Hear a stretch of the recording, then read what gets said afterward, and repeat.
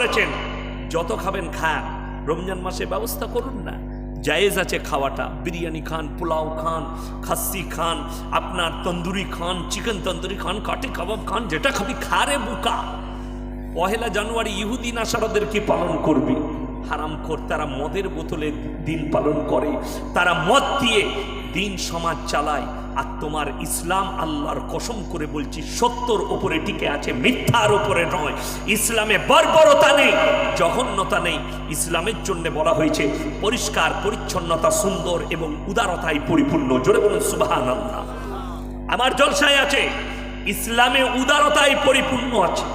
বলে দিই, ইসলামের মতো ধর্ম আল্লাহর কসম পৃথিবীতে নাই। জোরে বলুন সুবহানাল্লাহ। তার কারণ একটাই বলে দিই। আচ্ছা বলুন তো, একটা লোক, কিছুদিন পরেই আমাদের দেশে রাম মন্দির উদ্বোধন হবে হিন্দু ভাইদের, ঠিক কিনা? অনেক মানুষ যাচ্ছে, ইনভাইট পেয়েছে।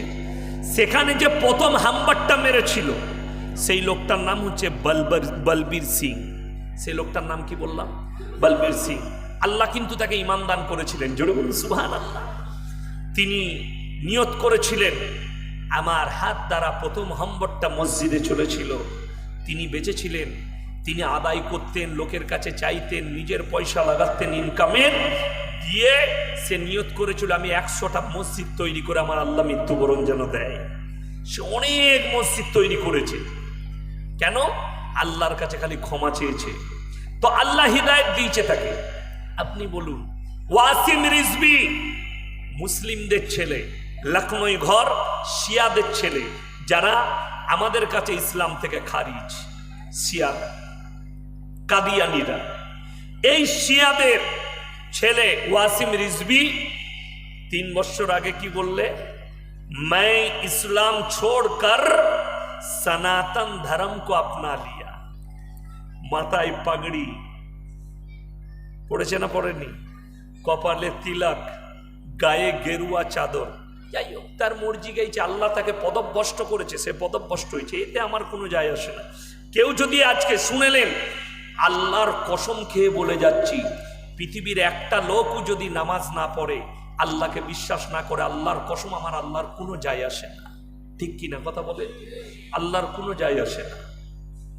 ওই জন্যে এই যে ইসলাম থেকে নিজেকে সরিয়ে নিয়েছে, এতে আমার আল্লাহর কোনো যায় আসে না, ইসলামেরও কোনো যায় আসে না। যাই হোক, এখন বলবো, সে মনে করেছিল আমাকে পুরোহিত বানিয়ে দিবে, কিন্তু তাকে পাত্তাই দেয়নি, তাকে কোনো রকমের ভালো জায়গায় আসন দেয়নি। আমার বলার উদ্দেশ্যটা লাস্টে বলবো, কোন ধর্মকে ঠেস পৌঁছানো নয়। আমি শুধু ওয়াসিম রিজভীর কথা বলছি। আমাদের দেশে হিন্দু ভাইরা তাদের ধর্ম পালন করবে, আমাদের ধর্ম পালন করব। কিন্তু আমি যেটা বলতে চাইছি, ওয়াসিম রিজভী মনে করলে মুসলমানরা আমার দেখে দেখে অনেকজন এখানে আসবে, কিন্তু তাকে পুরোহিত বলে মেনে নেয়নি।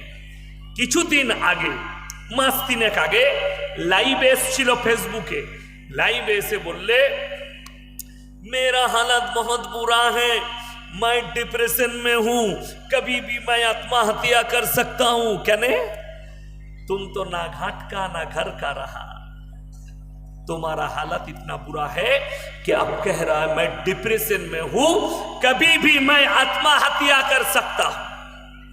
अल्लाह ने तुमको ऐसे नौबत दे दिया कि तुम मौत मांग रहे हो। जोरे बोलून ना सुभान अल्लाह। আর আল্লাহর কসম করে বলে যাচ্ছি, এক্ষুনি স্টেজে এসে যদি কেউ কলমা পড়ে নেয়, মুসলমান হয়, ফজর থেকে ফাঁস কাতারে নামাজ পড়তে পাবে, কেউ নিষেধ করতে পাবে না। জোরে বলুন সুবহানাল্লাহ। একজন যদি ইসলাম কবুল করে, সে যদি নামাজ পড়াবার যোগ্যতা রাখে, সে নামাজ পড়াবে, তার পেছনে আমরা নামাজ পড়তে পাবো। ইসলাম শরীয়তে জায়েজ আছে। জোরে বলুন সুবহানাল্লাহ। আমরা ইমাম বলে মেনে নিতে পারবো। ইসলামের উদারতা এটাই। আজকে যদি কলমা পড়ে, কাবা ঘরের ফাঁস কাতারে নামাজ পড়ে, বাদশা ফারহাদের পাশে নামাজ পড়লে, সালমান প্রিন্সের পাশে আগে যদি দাঁড়াই, পেছনে করার রাস্তা ইসলামে নাই।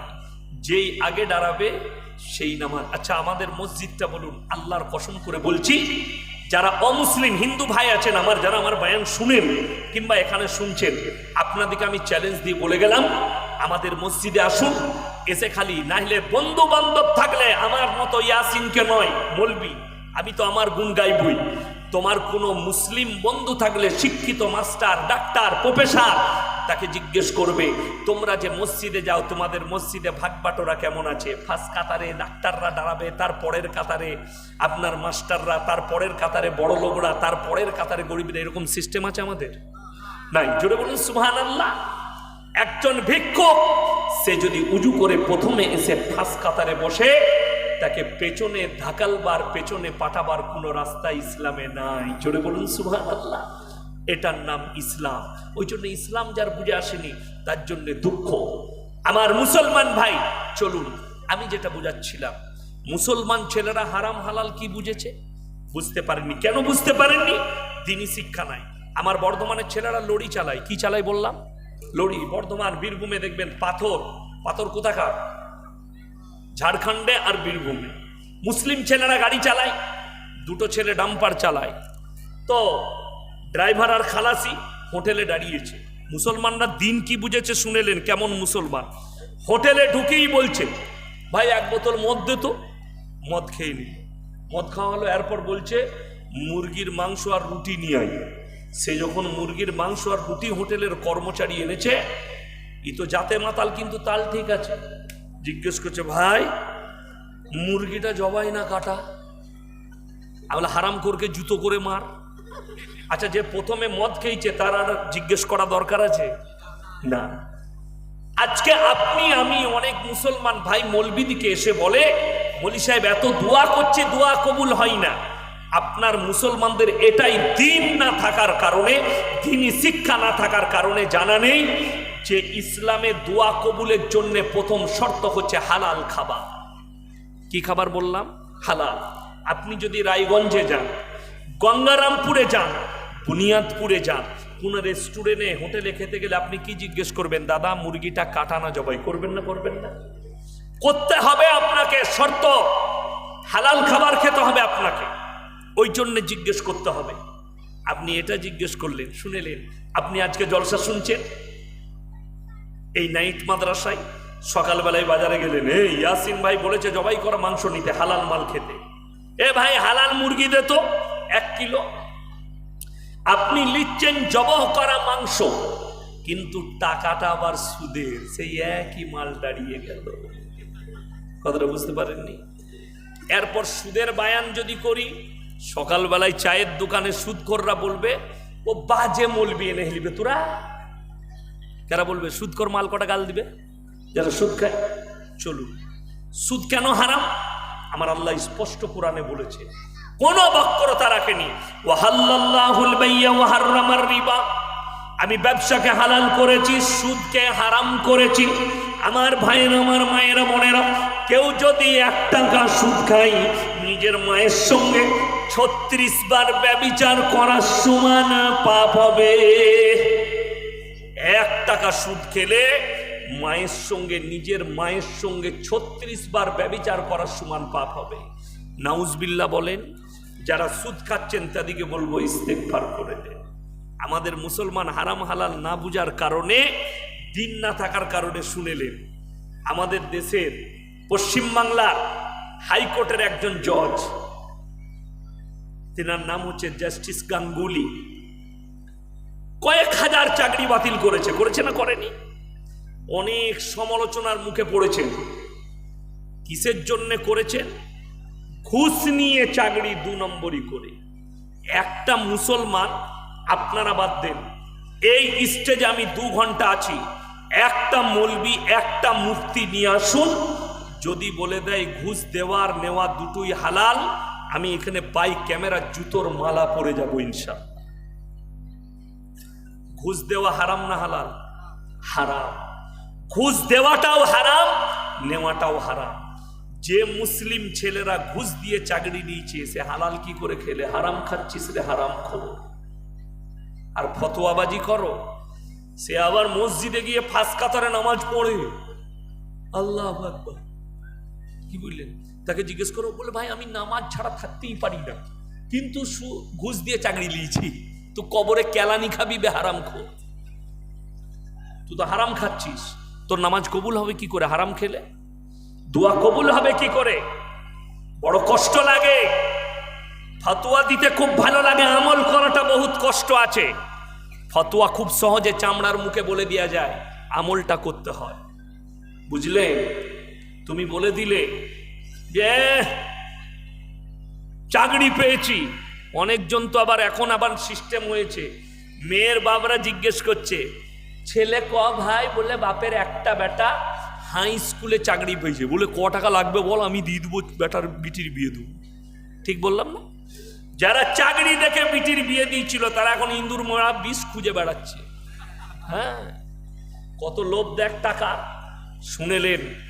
মেয়ের বাবারা শুনে যান, মেয়ের মারা, চাকরি সম্পদ নয়, ছেলে নামাজি কিনা, ছেলে দিনদার কিনা, ছেলে পরেজগার কিনা, এটা দেখে দাও। যদি বলেন কেন, হাদিস শুনেলেন, আল্লাহ নবীর হাদিস, যারা 5 ওয়াক্তের নামাজি হবেন, পাঞ্জেগানা নামাজ পড়বেন, হালাল খাবার খাবে, আল্লাহ তাদেরকে মৃত্যুকাল পর্যন্ত ইজ্জতের রুজি দান করবেন। জোরে বলুন সুবহানাল্লাহ। আপনি আমি মনে করেছি টাকা থাকলে ভালো মন্দ খাওয়া যায়, পয়সা থাকলে ভালো মন্দ খাওয়া যায়। কে বলল আপনাকে যে টাকা থাকলে? আল্লাহর কসম, রুজি আল্লাহ মাপলে তবে খেতে পাবে। আল্লাহ রুজি মাপলে তবে খেতে পাবে। আমার মাদ্রাসায় আমার 10,000 টাকা বেতন। আচ্ছা, আমাদের সমাজে সব থেকে কম বেতন কার? আলেমদের, ইমামদের, মৌলবীদের। সব থেকে ভালো খাবার কার? আমাদের। আজকে আপনারা কি খেয়েছেন, কি খাওয়াইছে মাদ্রাসাওয়ালারা, কমিটির আমি জানি না, কিন্তু আমাদের আলাদা। আমাকে বললে মৌলভী সাহেব আপনাদেরকে দেশি করেছি, দেশি মুরগি, রুটি, আপেল, কলা, ডিম সিদ্ধ, কাজু, কিশমিশ, কোনটা খাবি খা। কি বুঝলেন? আমি 2-4টা কাজু বাদাম খেলাম খালি, আর পানি খেয়ে স্টেজে এলাম। আমি বাকি কিছু খাবো না। কি বুঝলেন? আমরা চাই না আল্লাহ তকদিরে মেপে দেয়। আল্লাহ নবীর হাদিস, যারা আল্লাহর রাস্তায় দিনের পথে থাকবে মৃত্যুকাল পর্যন্ত আল্লাহ তাদের রুজিতে কোনোদিন কমিয়ে দিবে না। চলে বলুন সুবহানাল্লাহ। আপনি বিশ্বাস করেছেন পয়সার উপরে, যারা মনে করছেন টাকা থাকলে খেতে পাওয়া যায়, টাকা থাকলে সুখ পাওয়া যায়, তারা একবার চলে যান সকালবেলায় কলকাতায় প্রেসিডেন্টি ছেলে পার্থবাবুকে জিজ্ঞেস করুন, স্যার টাকায় কত সুখ? সে বলবে বেরোবে, আমার যা হচ্ছে তো আমিই জানি। কথাটা বুঝতে পারেননি? টাকায় সুখ নেই। আমি খালি উদাহরণ দিচ্ছি আপনাদেরকে। যাদের মনে হচ্ছে টাকা থাকলে খেতে পায়, ভুল পথে আছে তারা। আল্লাহ রুজি মাপলে তবে খেতে পাবে। তুমি বসে যাবে দস্তারখানে, আল্লাহ যদি তোমার রুজি না দেখে, আল্লাহর কসম খেতে পাবে না তুমি। তোমার রুজি যদি সিলাইন দিয়ে লেখা থাকে, তোমার গায়ে সিলাইন চাপবে, খেতে পাবে না। এটাই হচ্ছে ইসলাম। এই বিশ্বাস নাম হচ্ছে ইসলাম। আপনি কি করে আজকে বলুন, মৌলবীদের বেতন সব থেকে কম, আপনি মাসে 20,000 রোজগার করেন, আপনি বলছেন আমার বরকত হচ্ছে না কেন? বলে তাহলে 2টো লটারির টিকিট কাট। হারামখোর লটারি কাটছে বরকতের লেগে। ঠিক বললাম না ভুল বললাম? আচ্ছা, আপনাদের এখানে কেউ লটারি কাটে না? তাই খুব কাটে।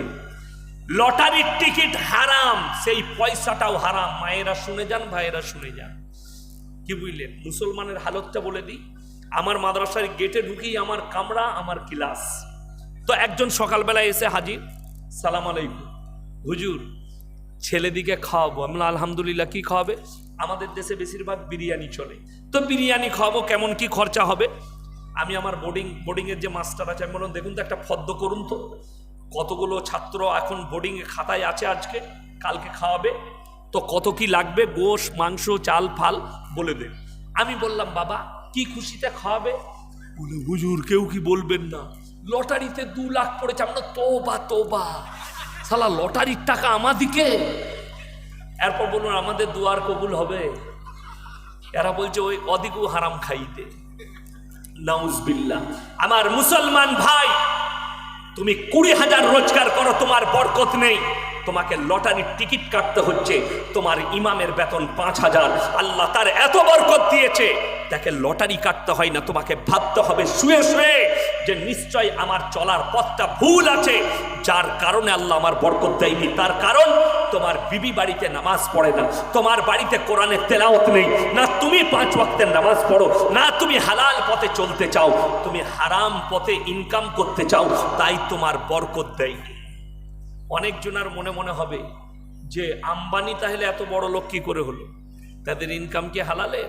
শুনে নেন, আল্লাহ পয়সা দুজনকে দেয়। কজনকে বললাম? দুজনকে। এক বেঈমান কাফেরকে, তাকে পয়সা দিয়েছে, তার মাল তাকে জাহান্নামে নিয়ে যাবে। ইমানদারকে আল্লাহ টাকা দিয়েছে, তার পয়সা তাকে জান্নাতে নিয়ে যাবে। জোরে বলুন সুবহানাল্লাহ। কি করে? তার চলাফেরায়, ব্যবহারে, তার টাকার পয়সাটা ইউজের ওপরে। সে ইসলামের প্রতি ইউজ করেছে, হালাল পথে ইউজ করেছে, যার কারণে সে জান্নাত পাবে। আর একজন বেঈমান কাফেরকে পয়সা দিয়েছে, তার পয়সাটাই তাকে জাহান্নামে টেনে নিয়ে যাবে। আমার মুসলমান ভাই, আপনি হারাম হালালটা চিনতে পারলেন না। আপনি লটারিকে মুসলমান হালাল করে রেখে দিয়েছে, সুদকে হালাল করে রেখে দিয়েছেন। আপনি কি করে ভাবলেন সেই বাড়িতে বরকত আসতে পারে না, তার জীবনে শান্তি আসতে পারে না, তার পরিবারে শান্তি আসতে পারে না? আপনি শান্তি খুঁজছেন কিসের দ্বারা? আজকে শুনেলে মুসলমান কত পেরেশান। একটু অশান্তি হলে, একটু বালা মুসিবত এলে এত পেরেশান হয়ে যায় মুসলমান, এত ভেঙে পড়ে যে তারা সঙ্গে সঙ্গে হুজুর খুঁজে বেড়ায়। কোন হুজুর তাবিজ দিলে আমার বালা মুসিবত দূর হবে, কোন মৌলবি তাবিজ দিলে আমার ঘরের এই দুর্যোগটা যাবে, আপনি এটা খুঁজে বেড়ান। তা না হলে আপনাকে দেখিয়ে দেবো, গঙ্গারামপুর থেকে, বুনিয়াদপুর থেকে আমার বর্ধমান পর্যন্ত, বর্ধমান টাউন পর্যন্ত কতগুলো মুসলমান তার দোকানে তাবিজ টাঙিয়ে রেখেছে। আমার বেতন 10,000। কত বললাম? আমার মাদ্রাসায় প্রকাশ্যে বলছে, আমার সেক্রেটারি, আমার আব্বাজি, আমার মাদ্রাসার মোহতামিম, তিনিও শুনবেন যে ইয়াসিন নিজের বেতনটা আমি মিথ্যা বলিনি, 10,000, বেশি নাই, 10,000 টাকা বেতন আমার মাসায়। আমার কাছে যদি এসে বলেন আপনার ব্যবসা হচ্ছে 50 লাখ টাকা আর আপনি দিনে 10 লাখ টাকা ইনকাম করেন, আমাকে এসে বলছেন হুজুর বরকত বেশ ভালো হচ্ছে না, একটা তাবিজ দেন তো। তো আমার তাবিজে বরকত হলে তোকে দিতাম কেন? আগে তো আমার বরকতটা হতো। কথাটা বুঝতে পারেননি? আমার 10টাকে তো 50 করে নিতাম, 10 থাকতো কেন? তো বরকত আমি 10,000 পাচ্ছি, হারাম করে দিনে 10 লাখ টাকা ইনকাম করে আমার কাছে তাবিজ নিতে আসছে। তো আর হুঁশ নেই যে বরকতে, যদি হুজুরের তাবিজে বরকত হতো তো হুজুরই তো আগে বড় লোক হতো, তোর দোকানটা তোর হবে কেন? আমি তাবিজ মেরে তো টেনে নিতাম মালটা। এই যেমন আমাদের দেশে লোকরা বুঝে না। চলুন কলকাতায় এমন হারামখোর বাবাগুলো আছে, রবিবার আনন্দবাজারে অ্যাড দেয়, আমার তাবিজে লোকের বউ পালিয়ে গেলে 72 ঘন্টায় এনে দিই। এক তাবিজে প্রেমের ব্যর্থতা থেকে সফলতা পেতে একটাই কল করুন, সফলতা পেয়ে যাবেন। আমি বলেছি একটা জলসায়, আজকে বলে যাচ্ছি, যারা বলে আমি 72 ঘন্টার মধ্যে লোকের বউ পালিয়ে গেলে, কেউ পালিয়ে গেলে এনে দিই, ছেলে পালিয়ে গেলে, তাকে বল ওরে হারামখোর। আমাদের দেশের কয়েক হাজার কোটি টাকা নিয়ে নীরব মোদি পালিয়ে গেছে, বিজয় মালিয়া, তাবিজ করে সে মাল দুটোকে আগে নিয়ে আয়, দেশের উন্নতি হবে। কথাটা বুঝতে পারেননি? এই হারামখোর দিকে জুতো ছাড়া আর কিছু মারা যাবে না। এইসব গুটকাখোর আর জিলাপি হুজুর বলছে 72 ঘন্টায় কারো বউ পালিয়ে গেলে এনে দিই। আমার মনে হয়েছে খালি মৌলী সাহেবরা আছে, শেখরা, এনারা জানেন যে লোকের বউকে নিয়ে পালানো শরীয়তে হারাম, ইসলামে না। যে আমি ওই হারামখোরের বউকে নিয়েই পালাতাম, কি করে নিয়ে আসতো সেটা দেখতাম। মিথ্যাবাদী, প্রতারক, ধোকাবাজ সমাজকে ধোকা দিচ্ছে। ইসলামে ধোকা, প্রতারণা, প্রবঞ্চনা ইসলামে নেই। আপনি যদি বলেন সাজেশন দেন, সাজেশন নেবেন, আপনার কাছে বালা মুসিবত আছে, আপনার ঘরে বিপদ এসছে, আপনার দোকানে ব্যবসা ভালো চলছে না, বালা মুসিবত শুনেলেন কি করে কাটাবেন? আমার আল্লাহ রাব্বুল আলামিন কোরআনে বললেন وَلَنَبْلُوَنَّكُمْ بِشَيْءٍ مِّنَ الْخَوْفِ وَالْجُوعِ وَنَقْصٍ مِّنَ الْأَمْوَالِ وَالْأَنفُسِ وَالثَّمَرَاتِ وَبَشِّرِ الصَّابِرِينَ। হে আমার বিশ্বনবী, পৃথিবীর মানুষকে বলো আমি আল্লাহ রাব্বুল আলামিন কখনো তোমাদের জানের ক্ষতি করি, কখনো মালের, কখনো খেতিবাড়ির, কখনো ব্যবসার ক্ষতি করি। আর আমি আল্লাহ রাব্বুল আলামিন লক্ষ্য করি ওয়াবাশশিরিস সাবিরিন, আমার কোন বান্দারা সবর করেছে, ধৈর্য ধারণ করেছে। জোরে বলুন না সুবহানাল্লাহ। আপনি সবর করুন, আল্লাহ আপনার পাশে থাকবে। জোরে বলুন সুবহানাল্লাহ। সবরের ফল মিঠা হয় না? হয় না? দলিল দিই আপনাদিকে। নবীজি সাল্লাল্লাহু আলাইহি সাল্লাম, ইসলাম তো এমনি প্রচার হয়নি। নবীজি সাল্লাল্লাহু আলাইহি সাল্লাম কাবা ঘরের ভেতরে কোরআন পড়ছেন। কোথায়? কথা বলেন। কাবা ঘরে। নবীজি সবরটা শুনেলেন। বেঈমান কাফেররা কাবা ঘরের বাইরে তবলিগ শুরু করেছে। কিসের তবলিগ? তারা বলছে, আল্লাহ কোরআনের আয়াত পাঠালেন নবীজির কাছে, হে নবী, বেঈমান কাফেররা তোমার জন্য তবলিগ করছে। ওয়াকালাল্লাযীনা কাফারু লা তাসমাউ লিহাযাল কুরআন ওয়ালগাউ ফীহি লাআল্লাকুম তাগলিবুন। হে নবী, বেঈমান কাফেররা বাইরেতে তবলিগ করছে, নবী যে কোরআন পড়ে সে কোরআন তোমরা শ্রবণ করো না, হাততালি মারবে আর কানেতে আঙুল দেবে। আল্লাহর কসম, নবীজি সবর করেছেন, ইসলাম পৃথিবীতে ছড়িয়ে গেছে। যদি বলুন সুবহানাল্লাহ। সবর করেছেন, প্রতিবাদ করেননি। নবীজি সাল্লাল্লাহু আলাইহি সাল্লামের সবর ধৈর্য ধারণ করেছেন। আল্লাহ নবীজির মেহনতে বরকত দিয়েছেন, সাহাবীদের মালেতে আল্লাহ বরকত দিয়েছেন। তারা সবর, একবেলা খেতে না পেলে সবর করেছে। আল্লাহ তোমার শুকর আদায় করছি, তুমি পরের বেলায় খাবার দিবে। আমাদের দেশে ঘরে খাবার না থাকলে বলে পয়সা নেই। এখন কি বলবো জানেন, বলতেও লজ্জা লাগছে। এখন তো নিজের বউকে বলছে রাস্তায় চলে যা, যে গ্রুপ লোন করে আয়। আপনাদের দেশে গ্রুপ লোন নাই, বন্ধন লোন নাই, আছে? লজ্জাও লাগে না, বউকে পাঠিয়ে দেয়, যা লোন নিয়ে আসগা, তাই না? আমাদের মায়েদের একটা সুবিধা, কিন্তু 10 জন করে গ্রুপ করেছে, তাদের মধ্যে একজন হেড হয়েছে, আর বাকি 9 জন মেয়ে তাকে বলে ম্যাডাম, আর সে মনে করে মানে বিরাট ব্যাপার। এমনি তো পড়ালেখা করে ম্যাডাম হতে পারে নাই, মূর্খ হয়েও ম্যাডাম হয়ে গিয়েছে, তাই না? স্কুলে আমাদের ম্যাডাম যারা হয় তারা শিক্ষিত ম্যাডাম হয়, এরা কিন্তু অশিক্ষিত সুদ খাওয়া ম্যাডাম। কি ম্যাডাম? সুদ খাওয়া ম্যাডাম।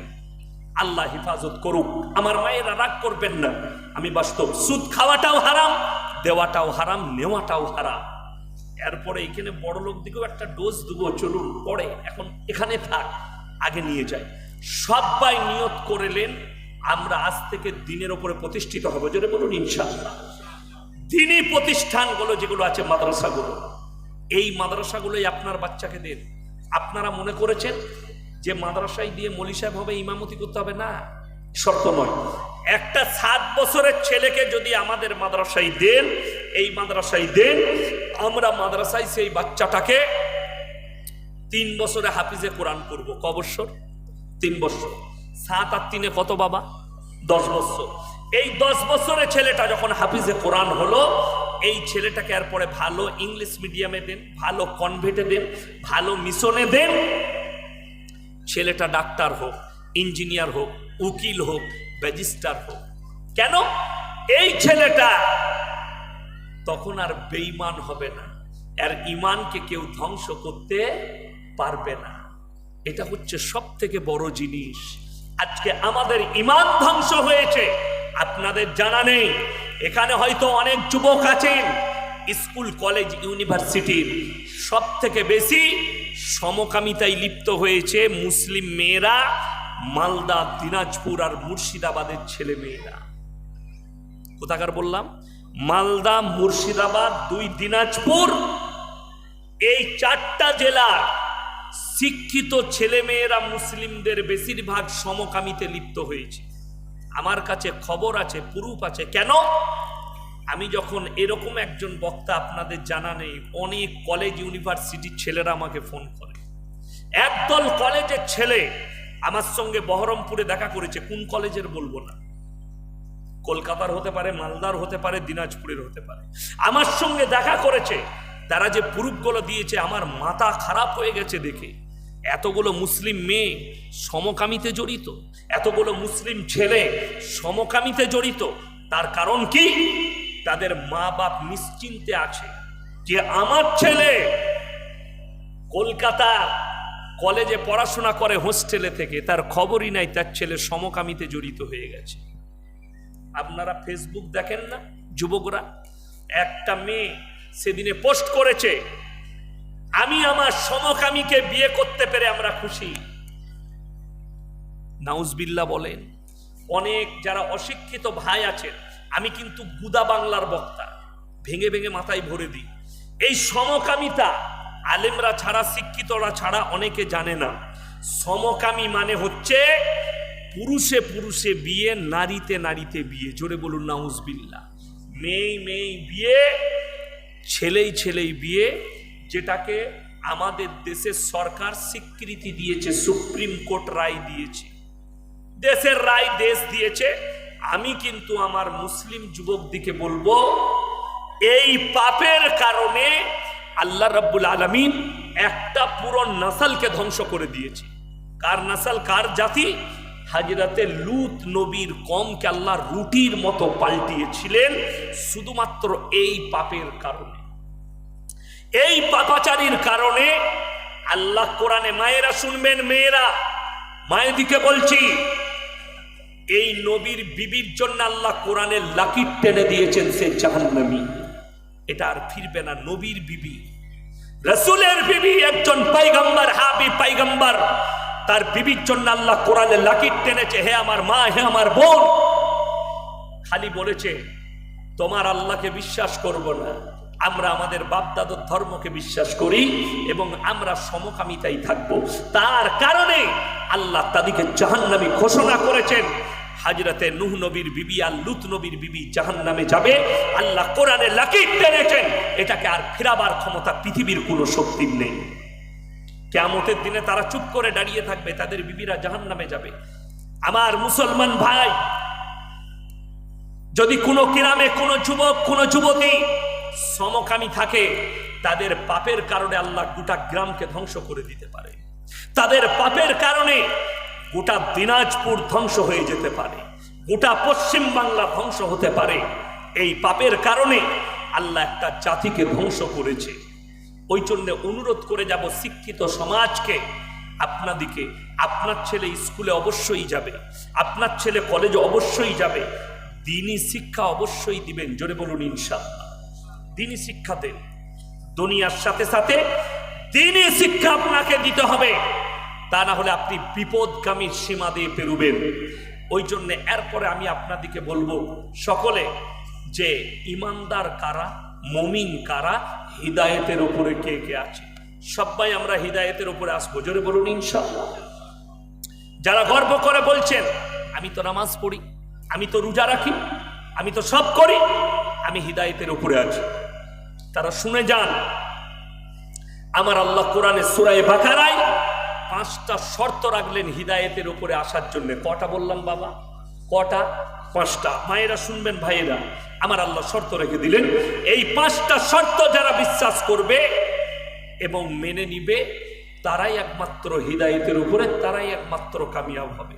কোরআন খুলুন, সূরা বাকারা প্রথম, আলিফ লাম মিম, যালিকাল কিতাবু লা রাইবা ফীহি হুদাল লিল মুত্তাকিন আল্লাযীনা ইউমিনুনা বিল গায়বি ওয়া ইউকিমুনাস সালাহ ওয়া মিম্মা রাযাকনাহুম ইউনফিকুন ওয়াল্লাযীনা ইউমিনুনা বিমা উনজিলা ইলাইকা ওয়া মা উনজিলা মিন ক্বাবলিক ওয়া বিল আখিরাতি হুম ইউকিনুন। আলিফ লাম মিম, আলিফ লাম মিম র, তাসিন তাসিন মিম ইয়াসিন কাফ হা আইন সাদ। কোরআনে যতগুলো এরকম হরফ আছে, এগুলোর নাম হচ্ছে হরফে মুকাত্তাত। এর মানেটা আল্লাহ ছাড়া পৃথিবীর কেউ জানে না। কিয়ামতের দিনে আমি আল্লাহ রাব্বুল আলামিন আমার বান্দাদের সামনে বর্ণনা করব। তারপরে আয়াতে বললেন যালিকাল কিতাবু লা রাইবা ফি, আমার এই কোরআনে বিন্দু মাত্র সন্দেহ নেই। কেউ সন্দেহ আনবেন না, জোরে বলুন ইনশাআল্লাহ, আরো জোরে বলুন ইনশাআল্লাহ। কোরআনের মধ্যে বিন্দু মাত্র সন্দেহ নেই। যালিকাল কিতাবু লা রাইবা ফি হুদাল লিল মুত্তাকিন, যারা মুত্তাকি হবে, যারা হিদায়েতের উপর আসবে, তাদের জন্য আমার কোরআনে উপদেশে ভরা আছে। আপনারা বলুন, কোরআনটা শুধু মুসলিমরা পড়ে না, অমুসলিম ভাইরাও পড়ে? অমুসলিমরাও পড়ে। কে কে পড়েছেন? হরেন নরেন গগেন নয়, এগুলো তো এইলু গাইলু নেত্তু। কে কে পড়েছে শুনেলেন? কবিগুরু রবীন্দ্রনাথ ঠাকুর কোরআন পড়েছেন, ঈশ্বরচন্দ্র বিদ্যাসাগর কোরআন পড়েছেন, বঙ্কিমচন্দ্র কোরআন পড়েছেন, শ্রীরামকৃষ্ণ কোরআন পড়েছেন, রাজা রামমোহন রায় কোরআন পড়েছেন, আইনস্টাইন কোরআন পড়েছেন, স্যার আইজাক নিউটন কোরআন পড়েছেন। আল্লাহর কসম করে বলছি, এদের কোরআন পড়া আর আপনার মসজিদে একজন মূর্খ মুসল্লির কোরআন পড়া, আমার আল্লাহর কাছে আসমান আর জমিনের ফারাক আছে। তারা যখন কোরআন পড়েছে জানার জন্যে, মানার জন্যে নয়। কিন্তু একজন ইমানদার, একজন মুমিন কোরআন পড়ে, আল্লাহ তুমি যা বলেছো সত্য বলেছো, যেটা দিয়েছো আমাদিকে উপদেশে প্রদান করেছো। এই জন্যে দুজনার মধ্যে পার্থক্য আছে। আল্লাহ কোরআনে বললেন হুদাল্লিল মুত্তাকিন, যারা মুত্তাকি হবে, ইমানদার হবে, তাদের জন্য আমার কোরআনে উপদেশে ভরা আছে, হিদায়েত রাখা আছে।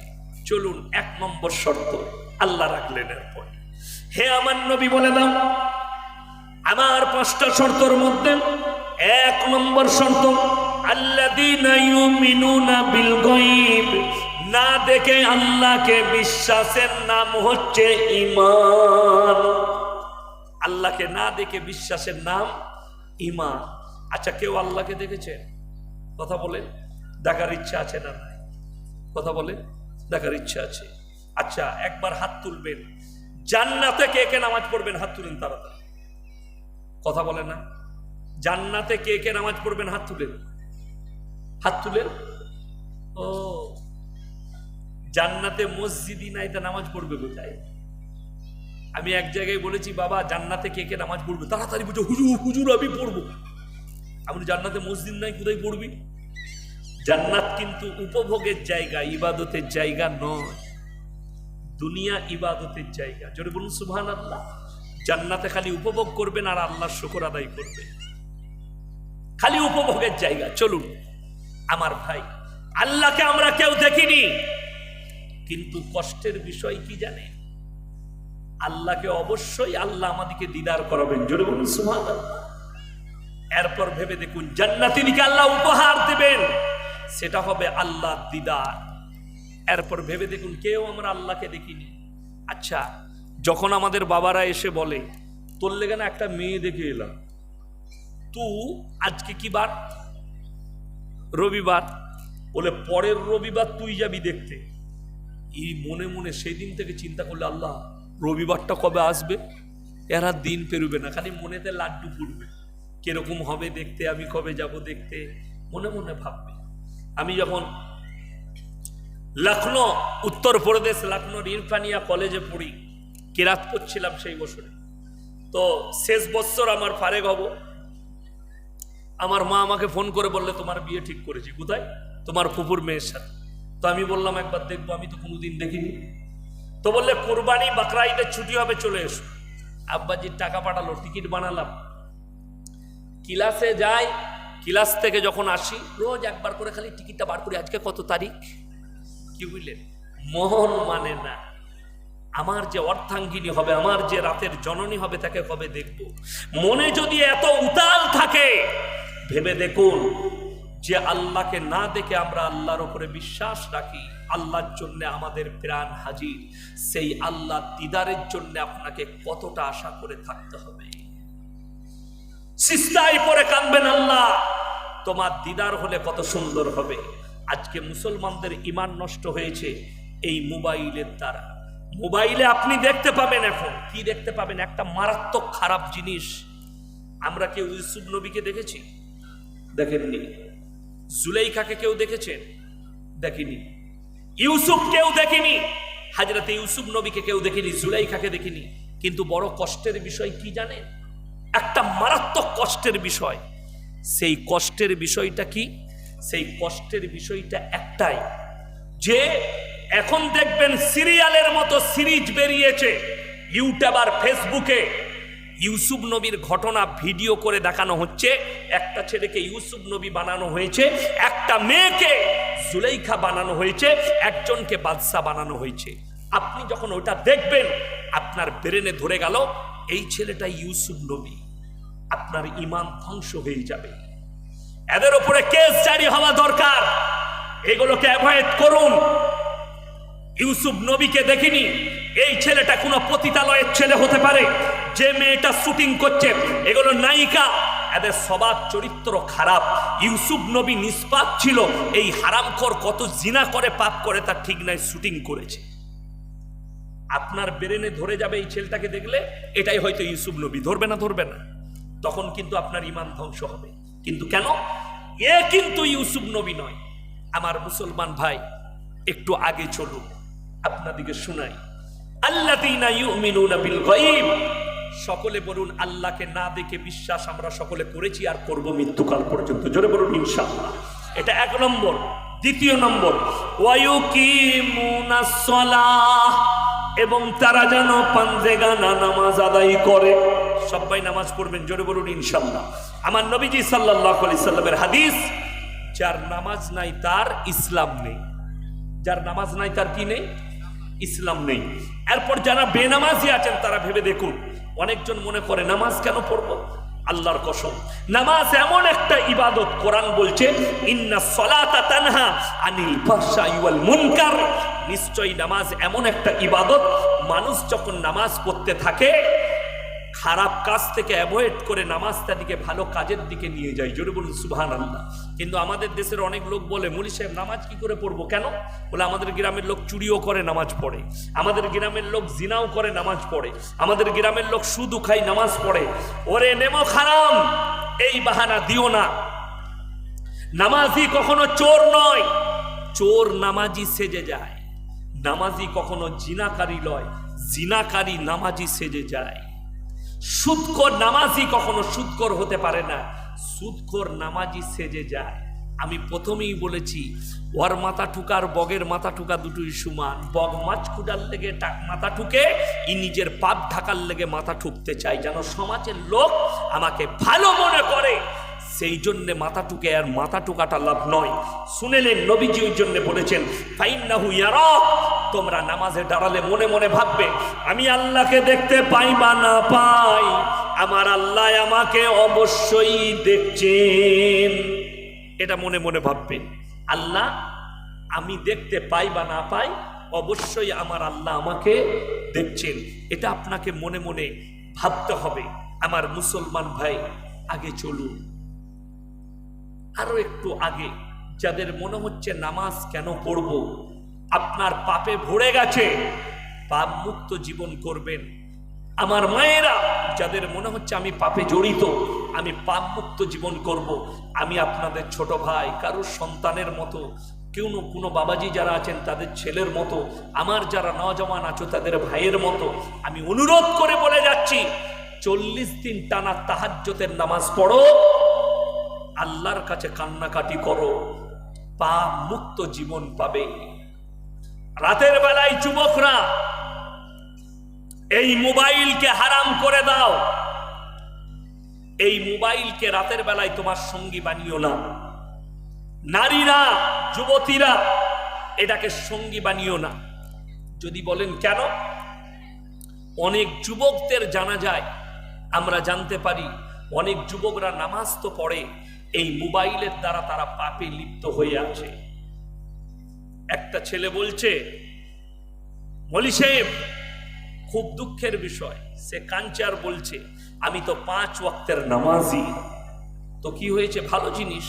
বলে না, আমি একটা পাপ থেকে বেরোতে পারছি না। কি পাপ? বললে আমি পর্নোগ্রাফি দেখতে অভ্যস্ত এবং তার দ্বারা আমি হস্তমৈথুনে যুক্ত হয়ে আছি। আমি দুঃখ প্রকাশ করলাম, দিয়ে বললে আমাকে রাস্তা বলেন। আমি বললাম স্যাম্পেল রাস্তা। বলে কি? আমি বললাম তুমি তোমার কাছ থেকে তোমার বড় মোবাইলটা হারাম করে দাও, বিক্রি করে দাও। মায়ের সাথে ফোনে কথা বলবে, প্রতিবেশীর সঙ্গে কথা বলবে, ব্যবসায়ী কথা বলবে, ছোট ফোন লাও, প্লেন ফোন পাওয়া যায় না, যাই না, সেটা ইউজ করো, এই পাপ থেকে তুমি বেঁচে যাবে। শুনেলেন যে যুবকরা পর্নোগ্রাফি দেখো, এর দ্বারা কত বড় ক্ষতি হবে। লন্ডন, আমেরিকা, জাপান, জার্মান, উত্তর কোরিয়া, দক্ষিণ কোরিয়া, চাইনা, বেঈমান কাফেরের দেশগুলো, সেক্সপিরি দেশ। আমেরিকার মেয়েরা, আমেরিকার ছেলেরা মায়ের সাথে জিনা করে, ব্রিটিশ সাথে জিনা করে। লন্ডনের মেয়েরা, ছেলেরা, তারা বোনের সাথে জিনা করে, তারা দাদির সাথে জিনা করে, তারা নানির সাথে জিনা করে। তার কারণ কি? অতিরিক্ত পর্নোগ্রাফি দেখা। তাদের কাছে পর্নোগ্রাফিটা কিছুই নয়, মা বেটা একসাথে বসে তারা পর্নোগ্রাফি দেখে। কিন্তু আমাদের দেশে যারা পর্ন দেখে তারা লুকিয়ে না, সব প্রকাশ্যে বাবা লুকিয়ে দেখেন। শুনেলেন বিশেষজ্ঞরা বলছে, আমরা বলিনি, যারা সাইকোলজি বিশেষজ্ঞ আছেন, কলকাতার একটা ছেলে 24 পরগনার, দক্ষিণ 24 পরগনার, রাতের বেলায় রাস্তা দিয়ে আসছে। একটা বৃদ্ধা মেয়ে, তার খুব জোর বয়স হবে 75 থেকে 80, তিনি হয়তো বাথরুমে গেছেন। সেই ছেলেটা প্রতিনিয়ত পর্ণ দেখে, সে আর সামালতে না পেরে ওই 80 বছরের বৃদ্ধা মেয়েটাকে ধর্ষণ করেছে। তাকে অ্যারেস্ট করা হয়েছে। পুলিশ যখন জানতে পেরেছে, তার কাছ থেকে তথ্য নিয়েছে, তাকে ডাক্তারের কাছে নিয়ে যাওয়া হয়েছে, সাইকোলজি ডাক্তারের কাছে। তার কারণ কি? ডাক্তার তার চেক আপ করে বলেছে অতিরিক্ত পর্নোগ্রাফি দেখা। ডাক্তার বলেছে আর ক্ষতি কি? 1 নম্বর ক্ষতি, যারা পর্নোগ্রাফিতে লিপ্ত আছে যুবকরা শোনো, তোমার ব্রেনে, তোমার চোখেতে যে মেয়েটাকে দেখবে, তুমি তোমার মাকে যখন দেখবে জিনার চোখে দেখবে, তোমার বোনকে দেখবে জিনার চোখে দেখবে, তোমার বিটিকে দেখবে জিনার চোখে দেখবে, তোমার দাদিকে দেখবে জিনার চোখে দেখবে। সেই ছেলেটা যে মেয়েটাকেই দেখতো জিনার চোখে দেখতো, যার কারণে সে ধর্ষণ করে ফেলিয়েছে। এই জন্য আমার মুসলমান ভাই অনুরোধ করে যাচ্ছি, পাপ মুক্ত জীবন গড়তে গেলে এই মোবাইলকে আপনি হারাম করেন রাতের বেলায়। চলুন এরপরে ওয়ায়ুকিমুনাস সালাহ, সবাই হাত তুলে বলুন নামাজ কেউ ছাড়বো না, জোরে বলুন ইনশাআল্লাহ। আমার মায়েদিকে অনুরোধ করে যাচ্ছি, নামাজ তোমরা পড়ো, রোজা রাখো। আপনি নামাজি কেমন হয়েছেন হিসেব করুন। আমি আপনাদেরকে ডেমো দেখিয়ে দিয়ে যাব। এইখানে তো বেপরদায় মায়েরা আমার সামনে বস করিয়ে দিয়েছে। আমি খুবই লজ্জিত। আল্লাহর কাছে আমি ক্ষমা চাইবো, আল্লাহ জানো তুমি আমাকে আজকে ক্ষমা করে দিও। আল্লাহর কাছে আমি ক্ষমা চেয়ে নিচ্ছি। আল্লাহ আমাকে এই ধরনের মজবা থেকে আমাকে অ্যাভয়েড করো। হয়তো অসুস্থ করে হসপিটালে ভর্তি করে দিও, যেন আমি পৌঁছাতে না পারি। তা না হলে দুনিয়া থেকে তুলে দিও, যেন এইরকম বেপরদার মজলিসে আমাকে পাঠিও না। আমি আল্লাহর কাছে কাঁদব, এই দোয়াটা করি। লাস্টে শুনে নেন, আপনাদেরকে ডেমো দেখিয়ে দেয়। আপনি নিজেকে মুমিন বলছেন, 5 ওয়াক্ত নামাজ পড়েন। আজকে স্টেজে আমরা 3 জন বসে আছি, 3 জন মোল্লা বসে আছি। আমাদের শরীরের কোনো অংশ আপনারা দেখতে পাচ্ছেন? কথা বলেন, কথা বলে না? দেখতে পাচ্ছেন কি? পেট, পিঠ, বুক কিছু দেখতে পাওয়া যাচ্ছে? দেখতে পাওয়া যায়নি। আপনাদেরও আমি দেখতে পাইনি, কোনো ভাইয়ের দেখতে পাইনি। আপনি নিজেকে নামাজি বলছেন। আমার মুসলমান ভাই, সকালবেলায় আপনি যাবেন আপনার বউকে নিয়ে কুসমুন্ডি, মোটরসাইকেলে করে নিয়ে যাচ্ছেন, পেছনে বউকে চাপিয়েছেন, আপনার শরীরের অংশ দেখা যায়নি, কিন্তু তোমার বউয়ের পেটু বেরিয়ে আছে আর পিটু বেরিয়ে আছে। তুমি এসে নিজেকে মুমিন বলে দাবি করো। অথচ কোরআনে শুনেলেন আমার আল্লাহ নারীদের পর্দা ফরজ করেছে, তুমি নিজেকে মুমিন বলে দাবি করো, তোমার বিবিকে পর্দায় রাখতে পারো না। আমার মায়েরা, নারীদের জন্য পর্দা ফরজ। আরো স্যাম্পল ভাবে আরো নিচে গিয়ে বুঝিয়ে দিচ্ছি, যদি না বুঝতে পারেন আরো একটু নিচেই যাচ্ছি। ইনি আর আমি, আমরা বন্ধু মানুষ, অন্তরের বন্ধু। আচ্ছা, অন্তরের বন্ধু হলে ইয়ার কি হয় না? হয় না? হয়, মজাক হয়। ইনি আমাকে মজাক করে বলছে, ইয়াসিন ভাই তোমার বইয়ের ব্লাউজের সাইজ কত? আচ্ছা, সম্পর্ক থাকবে না, শেষ হবে। হাসি নয়, বাস্তব কথা বলুন, নষ্ট হয়ে যাবে। আমি কষ্ট পাবো মন থেকে। হয় রেগে গেলে, আমার থেকে বয়সে ছোট হলে আমি হাতও চালিয়ে দিতে পারি, তোর এত বড় আসপর্দা আমার বইয়ের জন্য এটা জিজ্ঞেস করলি? শুনেলেন, এইটুকু জিনিসে আমি কষ্ট পেলাম যে ইনি আমাকে জিজ্ঞেস করেছেন তোমার বইয়ের ব্লাউজের সাইজ কত। তোমার বন্ধু তোমাকে জিজ্ঞেস করেছে, তুমি কষ্ট পেলে মন থেকে, বন্ধুর উপরে চটে গেলে। ওরে হারামখোর, তোর বউ বাজারে গিয়ে একটা পর পুরুষকে বলছে, দাদা আমার একটা 34 সাইজের ব্লাউজ দাও। তখন তোকে লজ্জা লাগে না যে তোর বউ নিজের সাইজ বলছে একটা পর পুরুষকে? তোমার বন্ধু বলেছে তোমার ব্যথা লেগেছে, তোমার লজ্জা লেগেছে, আর তোর বউ বাজারে গিয়ে তুমি ঘরে থেকে তোমার বউকে বাজারে ঠেলে দিয়েছো। এর থেকে বড় নামারদানগি আর কিছু আছে? যদি বলেন ইসলামে কি ফরজ? হ্যাঁ, আল্লাহ কোরআনে বললেন, মায়েরা ভাইয়েরা শুনেলেন, ওয়াদরিব খুমুরিহিন্না আলা জুনুবিহিন, হে নারী পর্দা নির্ধারিত করো, তোমরা কোনোদিন ধর্ষিত হবে না, লাঞ্ছিত হবে না। আজকে শুনেলেন বরবাদির পথে কেন? এই শিক্ষিত কিছু মেয়ে বাংলাদেশে, সেই হারামখোররা, হিজবুত তৌহিদ বলে একটা দল বেরিয়েছে, সেই দলের যারা অনুসারী হয়েছে কারা? যারা পতিতালয়ের মেয়ে, যারা নোংরা মেয়ে, যারা দেহ ব্যবসায়ী মেয়ে, তারা হয়েছে হিজবুত তৌহিদ সেলিমের অনুসারী। তাদের ইমামের নাম হচ্ছে সেলিম। হারামখোর, গাঁজা খায়, মদ খায়, মেয়ে নিয়ে শুয়ে থাকে। তাদের ইমামের নাম সেলিম। সে বলছে এই হুজুররা মৌলবীরা ধোঁকা দিচ্ছে সমাজকে। কেন? মেয়েরাকে বলছে পর্দায় রেখে দিতে, অথচ হুজুররা জানে না নবীর বিবি ব্যবসা করেছে। এটা কি মিথ্যা বলেছে? সে কথা বলে না, সত্য বলেছে, কিন্তু ব্যাখ্যাটা ভুল করেছে। আল্লাহ নবী জানাবে মুহাম্মাদুর রাসূলুল্লাহ, সকলে বলুন সাল্লাল্লাহু আলাইহি সাল্লাম, তিনার প্রথম বিবি মা খাদিজাতুল কুবরা রাদিয়াল্লাহু তাআলা আনহা আরব দুনিয়ার 10টা মেয়ে ব্যবসায়ীর মধ্যে তিনি একজন ছিলেন। কিন্তু হাদিসটা ভুল ব্যাখ্যা করেছে। যেদিন থেকে পর্দা ফরজ হয়েছে, নবীজির একটাও বিবি আর নিজের হুজরাখানা থেকে পা বের করেননি। জোরে বলুন সুবহানাল্লাহ। হারামখোর বলছে নবীর বিবিরা ব্যবসা করেছে। ওরে হারামখোর, পর্দা ফরজের পরের কথা বল, আগের কথা নয়। ফরজটা কার কাছ থেকে এসছে? কথা বলেন, আল্লাহর কাছ থেকে। তুমিও জানো নারীদের পর্দা ফরজ, আর তুমি পর্দা করতে পারলে না নিজের বিবিকে, নিজের মেয়েকে, নিজের স্ত্রীকে, নিজের বিটিকে। তুমি কি করে দাবি করো যে আমি মুমিন? তুমি ফাঁস কাতারে নামাজ পড়ো, তুমি এসে মৌলবীর ভুল ধরতে যাও, তুমি এসে মৌলবীকে গালি দাও, অথচ বড় কষ্ট লাগে। আপনি ভেবে দেখুন, আমাদের মৌলবীদের বউকে বাজারে যেতে হয়, কথা বলেন, কথা বলে না, যেতে হয়।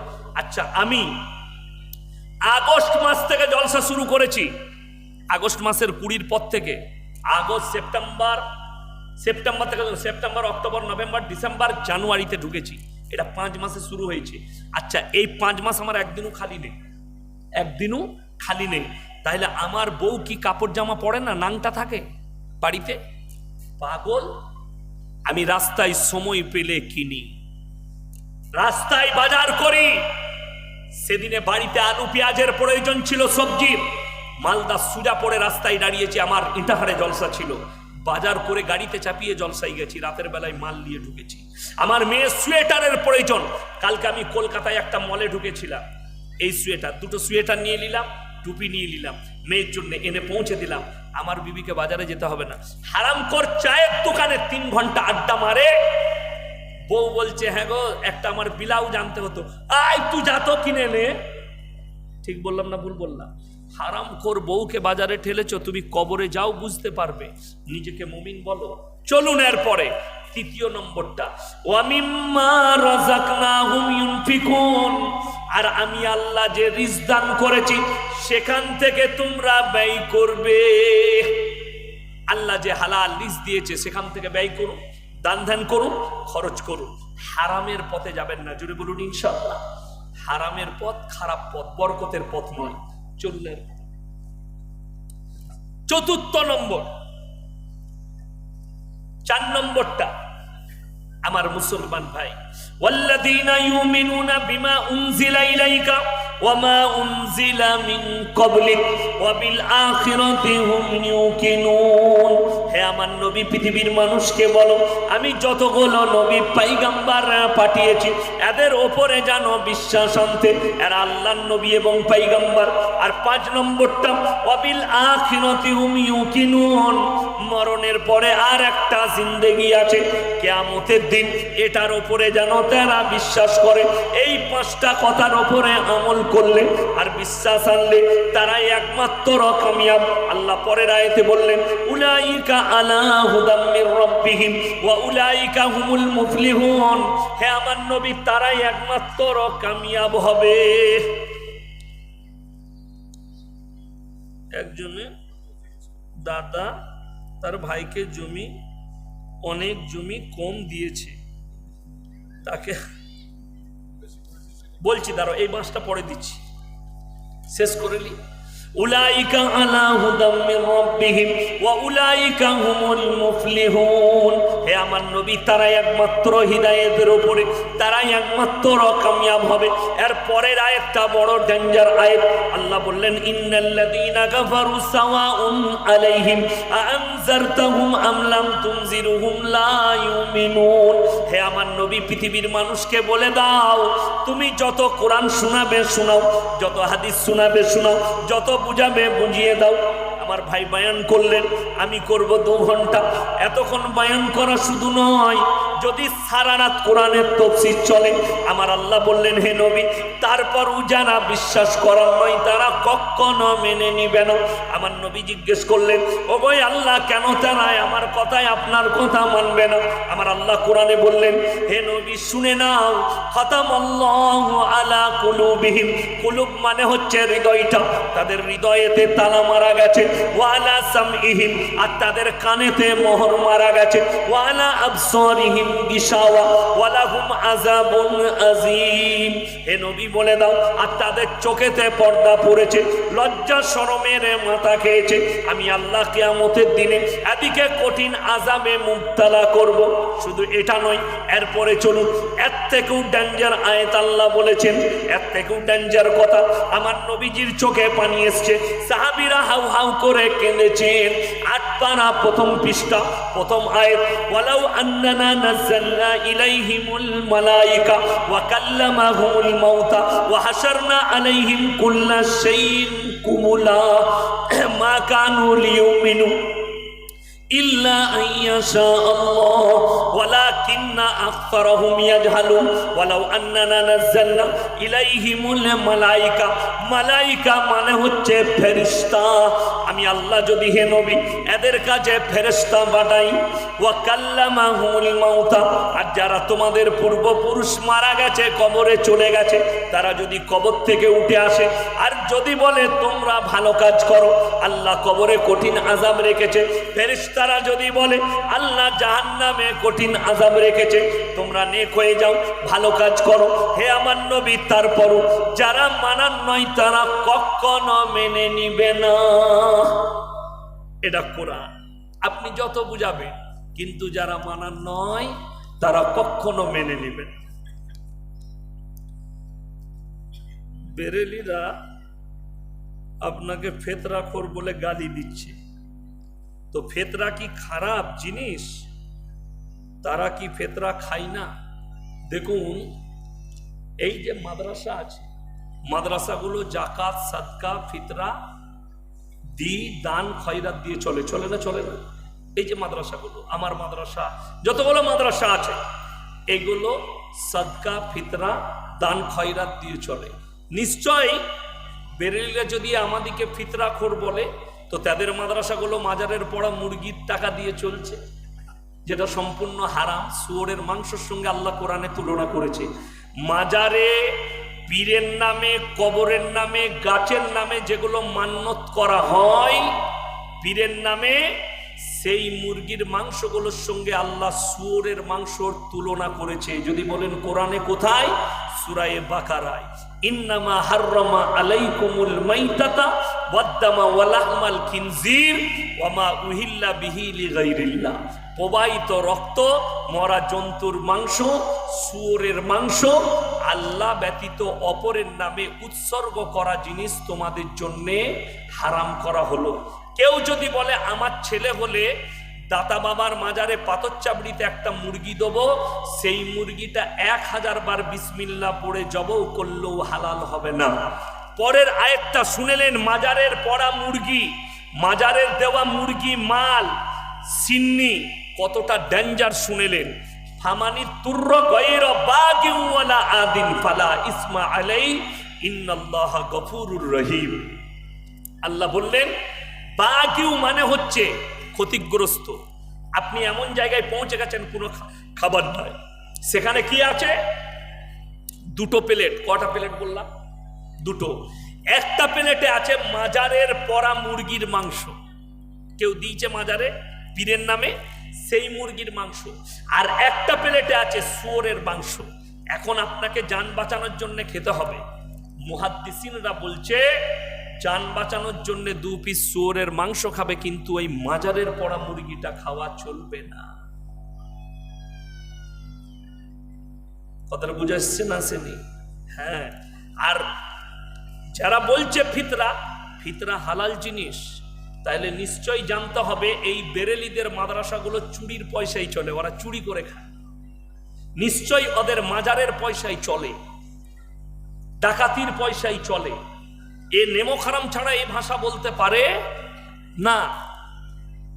বড় কষ্টের বিষয়। আপনি দেখুন মুফতি জুবের বলে একজন বক্তা আছে মুর্শিদাবাদের, সে ফতোয়া দিয়েছে ওয়াহাবিরা দেওবন্দিরা মুরগি জবাই করলে সেই মুরগিটা যে খাবে সে কাফের হয়ে যাবে, মুরগিটা হারাম, ফতোয়া দিয়েছে। দেওবন্দি ওয়াহাবিদের সঙ্গে যারা মুলাকাত করবে তাদের বিবির তালাক পড়ে যাবে। অথচ খোঁজ নিয়ে দেখলাম তার নিজের মেয়ে একটা দেওবন্দি ঘরের ছেলের সঙ্গে পালিয়ে গিয়ে বিয়ে করেছে। তাহলে তোর বউটা কি হবে এখন? বাস্তব কথা বলছি, বললে মুলাকাত করলে বিবির তালাক হয়ে যাবে। আপনাদের আমি এই দিনাজপুর থেকে না শামসি থেকে জলসা করে বাড়ি যাচ্ছিলাম, রাত তখন 2টো বাজে, কালিয়াচকে দাঁড়ালাম ফল কিনবো বাড়ির জন্য। কালিয়াচকে সারা রাত মার্কেট খোলা থাকে। তো আমি ড্রাইভারকে বললাম গাড়ি দাঁড় করাও। নেমি একজন বেরেলি ভাইদের বক্তা, তিনি এসে আমাকে বললেন হুজুর সালাম আলাইকুম। আমি মুলাকাত করলাম, ও আলাইকুম সালাম। আমাকে বললে হুজুর ভালো আছেন? জি। আমাকে বললে হুজুর একটা সেলফি লুব। সবাই লিখছে তুমিও লাও। তো সে একটা আমার সাথে ফটো নিল। এরপর বলুন এর ফতোয়া হিসাবে এই মৌলবীর বউটা কি হবে? তালাক হবে না হবে না? তালাক হয়ে গেছে। এখন ও বউটা নিয়ে কি করবে? মুফতি জুবেরকে জিজ্ঞেস করুন যে আমার বউটাকে তুই হালালা করে দে।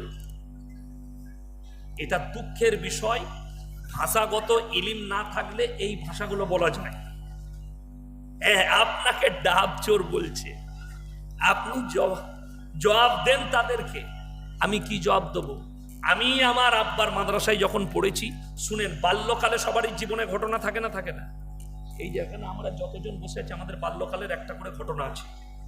কেউ মাঠে ঘাস কেটেছে, কেউ গরু চড়িয়েছে না চড়াইনি। আসল কথা বলে দিই, আহমদ রাজা বেরেলভি যিনি ছিলেন 1000 বই লিখেছেন, একটাও নবীজি সিরাতের উপরে বই লিখতে পারেনি। কেন? খুদার গজব ছিল তার উপরে। যতগুলো বই লিখেছে গালিগুলো যে ভরে দিয়েছে। খালি কে কে জাহান্নামে যাবে, ও খালি জান্নাতে যাবে, বাকি সবাই জাহান্নামে, ও খালি জান্নাত, খালি ওর বাপ কিনে দিকে। হ্যাঁ, তো এদের ভাষাতে এটাই বোঝা যাচ্ছে। তো যারা আমাকে ডাবচোর বলছে, আলহামদুলিল্লাহ, আমি বাপের গাছে ডাব চুরি করেছি, মাজারের পয়সা চুরি করে খাই নাই, মাজারের চাদর বিক্রি করে খাই নাই, মাজারের চাদর চড়িয়ে খাই নাই। আর এদের মৌলবীরা লোক খালি ইন্তজার করে। কিছু বেরেলদের মৌলবী আছে, তারা কি দোয়া করে জানেন মসজিদে? আল্লাহ 1 মাস হয়ে গেল পাড়ায় একটাও লোক মরে নাই, তাড়াতাড়ি মরুক। কেন? লুঙ্গি গেঞ্জি পাবে ফাতিহা করে, মিলাদ করে গেঞ্জি পাবে। মিলাদ করা গেঞ্জি পরিস, কবর জিয়ারতের লুঙ্গি পরিস, এই করে তো তোদের মাদ্রাসার পেট চলে। ফাতিহা করে লোকের ঘরে কোরআন খানি করে এদের পেট চলে। বড় কষ্ট লাগে। একটা দেখছি ঝাড়খণ্ডের নতুন মাল বেরিয়েছে, যোগীর ভাই কি কি কালারের পাগড়ি পরে, তার নাম হচ্ছে মুফতি জাহাঙ্গীর না কি নাম। এই প্রতিনিয়ত দেখছি আমাদের দুজনকে গালি দিচ্ছে। কি বুঝলেন? গালি দাও, এদের ভাষাই তো ওইটা। খালি বলছে কাফের, জাহান্নামী, এই কথা বলছে। দলিল একটাও নাই। দলিল কি? যুক্তি। ইসলাম যুক্তিতে চলে না, ইসলাম কোরআন হাদিসের দলিলে চলে। আমি বলেছি কিয়াম ব্যাপারে আমাকে প্রশ্ন করেছে, কিয়াম কি? আমি হারাম বলেছি। কেন হারাম বলেছি এই প্রসঙ্গটা সবাই জানে না। অনেকজনের মনে হবে আপনি কেন হারাম বললেন। আমি স্টেজে বসে আছি, কেউ কিয়াম করছে, ফুরফুরার একটা ছেলে। বয়ানটা ভালো করে শুনবেন। জলসা সে যখন কিয়াম শেষ করলো, কি বলছে লোককে শুনেলেন। শ্রোতাদিকে বলছে নিজেকে ভাইরাল করার জন্যে, আমি ইয়াসিন হুজুরের খুব বড় ভক্ত, আমি ইনার বয়ান শুনি, লোকে আমাকে বলে ইয়াসিনের ভাই, ইয়াসিন হুজুরের ভাই। তো ওইখানে আমার সামনে আমি কিন্তু দাঁড়াইনি, আমি আমার কাজ করেছি, বসেছিলাম। সে কিয়াম করেছে, করো, আমি কিছুই বলিনি। 1 সপ্তাহ পরে দেখলাম ফুরফুরার এক খৈনিখোর, তার নাম হচ্ছে সাফারি সিদ্দিকী। মাদ্রাসার তো মুখ দেখে নাই, হুজুরের ছেলে হুজুর হয়েছে, ইলেম কালাম কিছু নাই। আমি যদি স্টেজে থাকতাম লাথি মেরে ফেলে দিতাম। ওই কিয়াম করাটা হারাম। কেউ কেউ বলছে কিয়াম করা তো ফরজ। হ্যাঁ ফরজ, নামাজে। কিসে? কিয়াম মানে দাঁড়ানো। কিন্তু তুমি যেটা করছো, ইয়া নবী সালামুন আলাইকা, ইয়া হাবিব সালামুন আলাইকা, আল্লাহ নবী দুধমা হালিমা, এইটা কোন হাদিসে আছে আর কোন সাহাবী করেছে? 4 জন ইমামের মধ্যে কে করেছে? নিয়াই তাবিন, তাবে তাবিন কে করেছে? এই দলিলটা আমি চাইছি।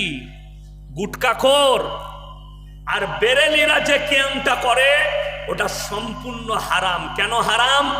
আল্লাহ নবীকে যারা হাজির নাজির মনে করবে, আলিমুল গায়ব মনে করবে, সেই কিয়াম করাটা হারাম। কোরআনে আছে আল্লাহর কাছে যতগুলো পাপ আছে সব থেকে নিকৃষ্ট পাপ হচ্ছে শিরকের পাপ। কিসের পাপ বললাম? শিরকের পাপ। আল্লাহ ব্যতীত অন্য কেউ কি ভালো মন্দের কি মনে করা? মালিক মনে করা। তো শুনিলেন আমি আসি, আমি একটা জলসাই বলেছি, আজকে আবার আপনাদেরকে বলে যাচ্ছি। বোম্বের হাজি আলিতে মাজারে বড় লোকরা ঢুকছে, 5,000 10,000 টাকা দামি চাদর চাপাচ্ছে, দিয়ে দোয়া চাইছে, বাবা আমার ব্যবসায়ী বরকত দাও, বাবা हमको बच्चा दे दे, বাবা हमारे कारोबार में बरकत दे। সে তারা চাইছে বাবার কাছে। তারা যখন বেরিয়ে আসছে ভিখারি চাইছে তাদের কাছে, আল্লাহকে নাম পে দে দে বাবা। তো মাজারে যদি পাওয়া যাবে তা ভিখারি তো মাজারেই চেয়ে নিত। কথাটা বুঝতে পারেননি? ভিখারিরা চাইছে এর কাছে টাকা আর এরা চাইছে মাজারে। তো তোর থেকে তো ভিখারির বুদ্ধি বেশি। নেমো খারাম। চাদর চড়াচ্ছে কবরে আর ঘরের পাশে চাচির একটা গায়ে চাদর নাই। হারামখোর, ওই চাদরের পয়সায় তোর চাচিকে একটা চাদর কিনে দে, আল্লাহ রাজি হয়ে যাবে। কথাটা বুঝাতে পারলাম না পারিনি? আর কবরে যদি চাদর চড়ানো জায়েজ হতো, আল্লাহর কসম করে বলে যাচ্ছি নবীজির কবরটা আসমান পর্যন্ত হিরেমতি মুক্ত চাদরে ঢেকে যেত। তোর মতো ট্যানার চাদর নয়। তুই তো মাজারে ট্যানার চাদর দিস, আমার নবীর কবরটা হিরেমতির চাদরে ঢেকে যেত। আল্লাহর রসুলের কবরে জায়েজ নেই, পৃথিবীর আর কোন মৌলবি মোল্লা পীর ফকিরের কবরের জন্য জায়েজ হবে না। আল্লাহর নবীর কবরে সিজদা নেই, পৃথিবীর আর কোন মৌলবি মোল্লা পীর ফকিরের কবরের জন্য সিজদা হবে না। কোরআন খুলুন, মায়েরা শুনেলেন, ভাইয়েরা যারা মাজারে চান, যারা মাজারে গিয়ে গাছতলায় গিয়ে ছাঁচতলায় গিয়ে চান, তারা ভালো করে শুনে যান। আমি হুগলি ডিস্ট্রিক্টে এক জায়গায় জলসা করতে গেলাম, স্টেজের পাশে বিরাট বট গাছ। কি গাছ? বট গাছ। তো বট গাছের গোড়ায় একটা চাদর লেপটানো আছে। আমি লক্ষ্য করিনি চাদরটা ঝকমকে চাদর, গোড়াতে ঘোড়া রাখা আছে, আগরবাতি আছে, মোমবাতি আছে। তো আমি গিয়ে স্টেজে চাপলাম। আমি ওটা দেখে বললাম, বাবা আপনাদের এখানে হিন্দু মুসলিম খুব ভালো, আপনাদের মধ্যে মহব্বত আছে, এখানে হিন্দু ভাইরা পুজো করে আর আপনারা এখানে জলসা করছেন। একজন বলছে, হুজুর ওটা হিন্দুদের নয়, ওটা আমাদেরই। আমরা এখানে কি করিস বে? বলে এখানে পীর সাহেব আছে। আমরা পীর সাহেবের মরণ নাই, ঘোড়ার তলায় আছে, ঘোড়া রাখা আছে, সেইখানে বলছে পীর সাহেব আছে। আপনারা বলুন, ইমানদারির সঙ্গে বলবেন, আমি ভাই আপনাদের সাথে গল্প করতে আসিনি, দিন বুঝাচ্ছি। একটা হিন্দু ভাইরা মাটির মূর্তি তৈরি করে পুজো করে, এটা শিরিক না শিরিক নয়? শিরিক। ইব্রাহিম আলাইহিস সালাতু ওয়াস সালাম তিনার আব্বাকে বলেছিলেন, আপনি এগুলোকে ছুঁড়ে ফেলিয়ে দেন, আমার আল্লাহকে বিশ্বাস করুন। এটা ছিল ইব্রাহিম নবীর দাওয়াত বাপের কাছে। কিন্তু বড় কষ্ট লাগে, তুমি ঘোড়া রেখে গাছতলায়, এই বেরেলি মৌলবীরা সেইখানে গিয়ে সিজদা করে, এরা ফতোয়া দেয়, এই হারামখোররা সেখানে গিয়ে সিন্নি নেয়, সিন্নি বিলয় সিজদা করে, ফাতেহা করে আর বলে এখানে দ্বীনের কাজ করছি। আমার আল্লাহ রাব্বুল আলামিন কোরআন শুনেলেন, যারা কবরে ফবরে ভালো বান্ধ চায় তাদের জন্য। আমার আল্লাহ রাব্বুল আলামিন কোরআনে বললেন, একবারই 17 পারা, শেষ পৃষ্ঠা, ইয়া আইয়ুহান নাসু যুরিবা মাসালুন ফাসতামিউ লাহু ইন্নাল্লাযীনা তাদউনা মিন দুনিল্লাহি লা ইয়াখলুকু দুবাবান ওয়ালা বিসতামাউ লাহু ওয়া ইয়াসলুবুহুমুদ দুবাবু শাইআন লা ইস্তানকিদুহু মিন। হে নবী বলে দাও পৃথিবীর মানুষকে, কি বলবে? তোমরা যাদের কাছে ভালো মন্দ চাও তাদেরকে জিজ্ঞেস করে নাও, তারা একটাও মাছি সৃষ্টি করার ক্ষমতা রাখে না। মাছি সৃষ্টি তো অনেক দূরের কথা, মাছি যদি তাদের কাছ থেকে ছিনিয়ে নিয়ে যায় সেটা উদ্ধার করার মতো ক্ষমতা নেই। জোরে বলুন সুবহানাল্লাহ। তারা হচ্ছে শক্তিহীন আর আমার আল্লাহ হচ্ছেন শক্তিশালী। জোরে বলুন না সুবহানাল্লাহ। আল্লাহ কি? সকলে জোরে বলুন, শক্তিশালী, গোটা পৃথিবীর সৃষ্টিকর্তা। আচ্ছা, পীর যদি মরে যাওয়ার পরে আপনার কোনো উপকারে আসে, তাহলে একটা কথা বলুন, পীর সাহেব নিজের মৃত্যু কেন রুখতে পারলো না? কথাটা বুঝতে পেরেছেন না পারেননি? পীরের যদি মরার পরে ক্ষমতা থাকে, যদি মরার পরেও ক্ষমতা থাকে তাহলে জীবিত অবস্থায় কত ক্ষমতা ছিল? তাহলে মরার পরে সে কেন নিজের মৃত্যুকে রুখলো না? দ্বিতীয় নম্বর, আমাদের বর্ধমান জেলায়, আপনার দক্ষিণ দিনাজপুরে খবর জানি না, আমার বর্ধমান জেলায় একজন পীর সাহেব মারা গেছে, তো তার ছেলেরা বানানো কবর দিয়েছে, তো কবরের ভেতর দিয়ে তার ফিট করে ভেতর একটা বাল্ব দিয়েছে। বাল্ব জানেন তো? জানেন না? কারেন্টের বাল্ব, সুইচ মেরে দেয় প্রত্যেক দিন সন্ধ্যাবেলায়, লাইটটা বলছে 24 ঘন্টা জ্বলে। আমি বললাম ভাই একটা দরজাও রাখতে পারতিস, মাঝে মাঝে তোর বাপ তো গাঁজা খেত পীর সাহেব, তো গাঁজা একটু দিয়ে দিতিস, সিগারেট বিড়িও খেত, গাঁজা খোর, সিগারেট খোর, গুটকা খোর, ভেতরে দিয়ে দিতিস, মাল খেত। নাউজবিল্লাহ বলেন, এর থেকে বড় দুর্নীতি আর কিছু হতে পারে? ওটা কি? বাল্বটা দেওয়া মানে আমার বাপ আমাদের কথা শুনে বাপ কবরে জেগে আছে। আর আমি চ্যালেঞ্জ দিয়ে বললাম, যদি বলে পীর সাহেব পাথর চাপড়িতে দাতা বাবা কবরের মধ্যে জীবিত আছে, আমি ইয়াসিন আমার জীবনের যত সম্পত্তি আমার বাপ দিয়েছে, আমার কাছে যা আছে আমি সব দিয়ে দেবো, খালি কবরটা খুলে দেখিয়ে দেখ যে দাতা বাবা বেঁচে আছে। চ্যালেঞ্জ, খালি দেখিয়ে দাও। যারা আহমদ রাজা বেরেলবির কবরে সিজদা করতে যায়, সেই গুটকাখোর জিলাপি হুজুর দিকে বলছি, খালি আহমদ রাজা বেরেলির বেরেলিতে গিয়ে কবরটা খুলে দেখিয়ে দে যে সে কবরে বেঁচে আছে, আমরা জুতোর মালা পরবো ইনশাআল্লাহ। খুলে দেখা। গুটকাখোর গালি দিতে পারো, জিলাপিতে কম পড়ে যাচ্ছে, এরা বলছে জিলাপি খাওয়া হারাম নাকি? আমরা বলেছি জিলাপি খাওয়া হারাম, হারাম কর মাজারে মান্নত করলে ওই জিলাপিটা হারাম, আর ওইটা না খেলে তোদের পেটের ভাত হজম হয় না। এটা বলেছি আমি, শুধু শুনেলেন। প্রত্যেকটা ভাইকে অনুরোধ করছি, শিরিক থেকে নিজেদিকে বাঁচাবেন, জোরে বলুন ইনশাআল্লাহ। নিজেদিকে বাঁচা। কষ্ট তো ওই জায়গায়, এরা গালি দেয় না পারলে, চেলা চম্পটকে দিয়ে গালি দেওয়া করাচ্ছে, তাদের তালবিলিমকে দিয়ে গালি দেওয়া করাচ্ছে।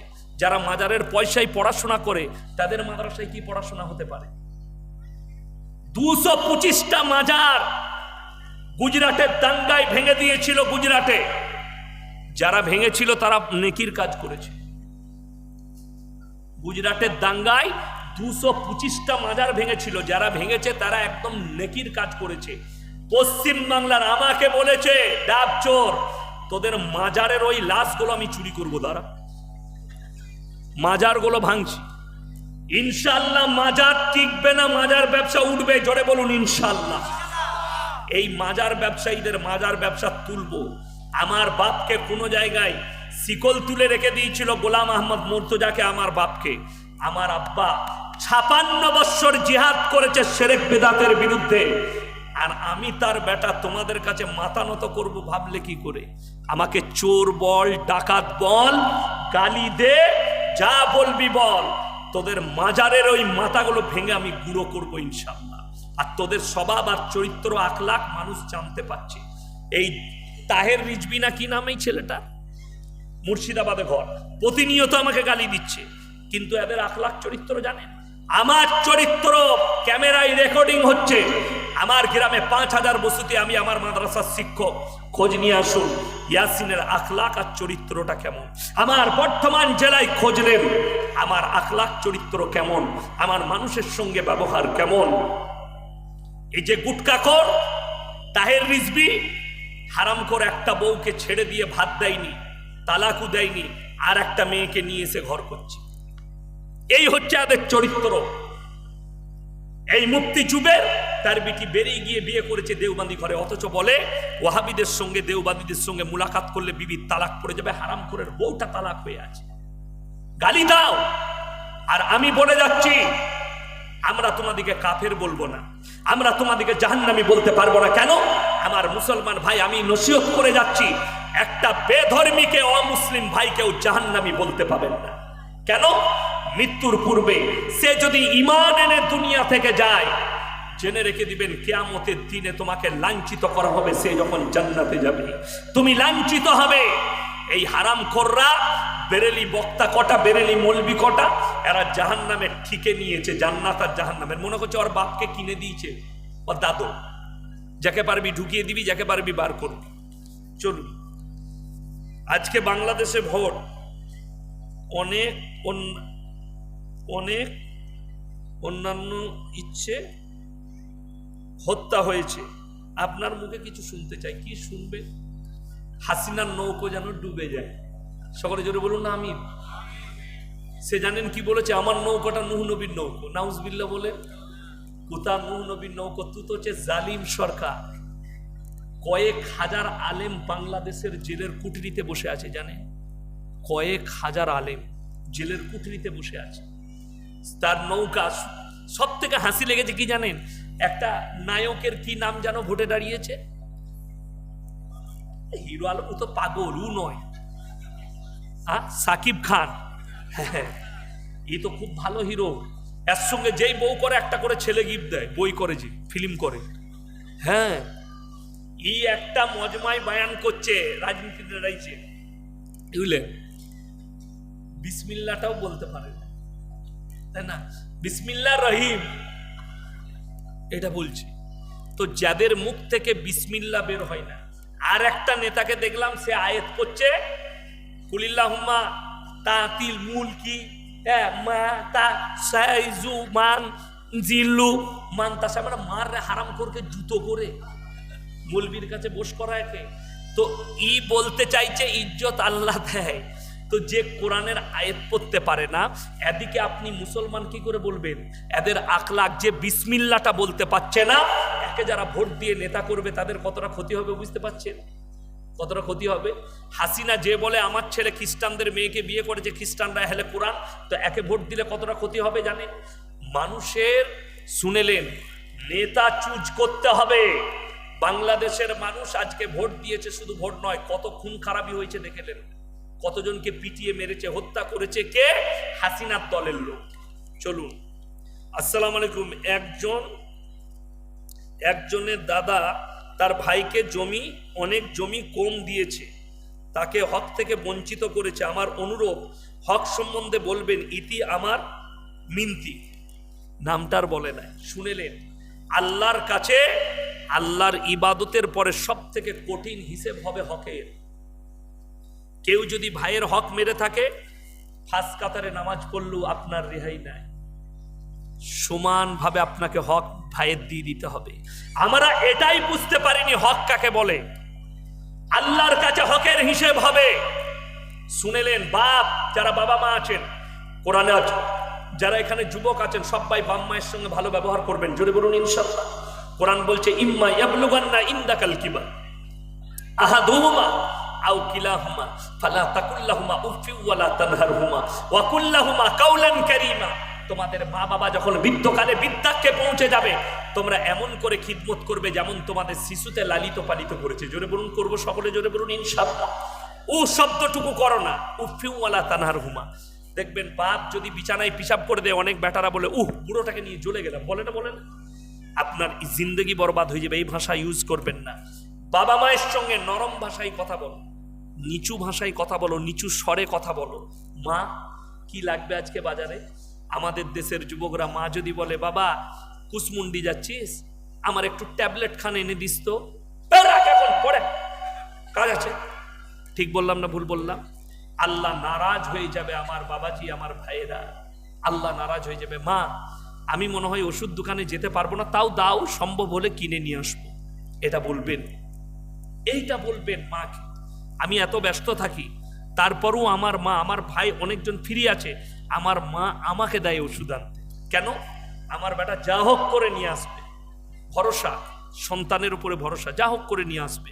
আমার মুসলমান ভাই, আপনাদিকে অনুরোধ করে যাচ্ছি, বাবা মায়ের সঙ্গে কেউ খারাপ ব্যবহার করবেন না। এরপরে বাবা মারা শুনেলেন, আমাদের দেশের অনেক বাবা মা কিভাবে জানেন? কিভাবে? তারা মনে মনে ভাবে যে ছেলেরা খালি আমাদের হক আদায় করবে, আমাদের কোনো হক নেই। যদি কোনো বাবা মা তার একটা ছেলেকে ফাঁকি দিয়ে একটা ছেলেকে সম্পত্তি বেশি দেয়, সেই বাবা মাকেও আল্লাহর কাছে হিসেব দিতে হবে। একজনের হক মেরে আর একজনকে দিয়েছ। কোনো ভাই 1 ছটাক জায়গা যদি অন্যায়ভাবে নিয়ে থাকেন, আমাদের দেশের বাবা মারা একটা ভুল করে। কি করে বলুন তো? মরার আগে সেই ভুলটা হচ্ছে, আমরা মরে যাব, তারপরে তোরা ভাগ করে নিবি। বলে না? বলে না অনেকজন? এখন আমি লিখবো না, কলম ধরবো না, তোরা মরে যাবো তারপরে ভাগ করবি। তার মানে আমি কবরে শুয়ে শুয়ে দেখবো তোরা কিভাবে মারামারি করিস। আমার আব্বাজি মৃত্যুর আগে, আমার আব্বাজির এখন 80 বছর বয়স, তো আমার আব্বার নামে 1 ছটাক কিচ্ছু নাই, কোনো জায়গা নাই, 1 ছটাক। সব আমাদের ভাই বোনদিকে বেটে দিয়েছে, যে যতটা পাবার হক সমান ভাগে ভাগ করে দিয়েছে। তুমি এইখানটা লাও, তুমি এইখানটা লাও, একদম সমান ভাগ, তোমরা ম্যানেজ করে লাও, কোনো দ্বন্দ্ব নাই। আর আপনি মরে গিয়েও শান্তি পাবেন না, বেটারা মারামারি করবে। এরপর কি হবে ঘটনা, লেখে গেলেন না, যার পাটির বল বেশি সে জায়গা বেশি মেরে নেবে। কথাটা বোঝাতে পারলাম না? পাটির জোর আছে, লাঠির জোর আছে, তার কাছে পঞ্চায়েত আছে, বিচারটা আমার নামে করিস তো, বলে দিলি হলো। এখন তো বিচার এমনি পাল্টি যায়, যদি 1 কাপ খালি গাঢ় দুধে চা খাই দেন বাস গেল, আর 500 টাকার লোড গুঁজে দিল তো আরো গেল।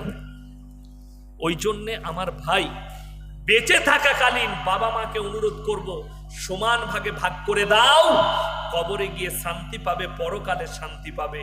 ছেলেরা অন্যায় করতে পারবে না। কিছু কিছু পরেজগার ছেলে আছে, কেমন পরেজগার জানেন? 5 ওয়াক্ত নামাজ তো পড়ে, মা তার কাছে থাকে, 3 ভাই, 2 ভাই আলাদা থাকে, ছোট ভাইয়ের কাছে মা আছে, মাকে ডাক্তারখানা নিয়ে যাচ্ছে। ভাই বললে কোথায় নিয়ে যাচ্ছিস? বলে ডাক্তার দেখাবো, গঙ্গারামপুর একটা ভালো ডাক্তার আসছে।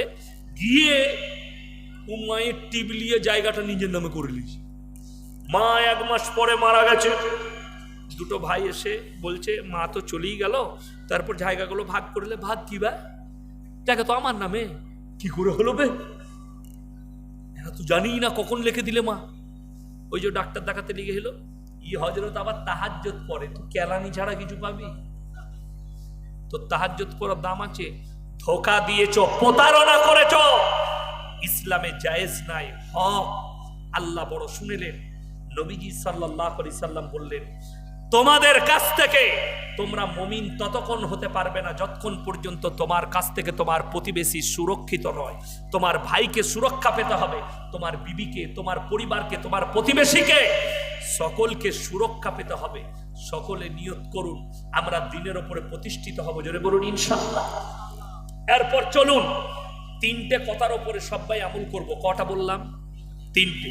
যারা মনে করছেন আমাকে তো আল্লাহ মাল দিয়েছে, আমাকে পয়সা দিয়েছে, আমি আদায় করব না, ভয় খাবার কিছু নাই। আমি আদায় করার লেগে বলছি না, আপনার মালে বরকত হবে। 3টে। কটা বললাম? 3টে কথার উপরে আমল করতে হবে। 1 নম্বর, ওয়া আতিদাল কুরবা হাক্কাহু ওয়াল মিসকিন ওয়া ইবনাস সাবিলি ওয়া লা তুবাদদির তাবদীরা।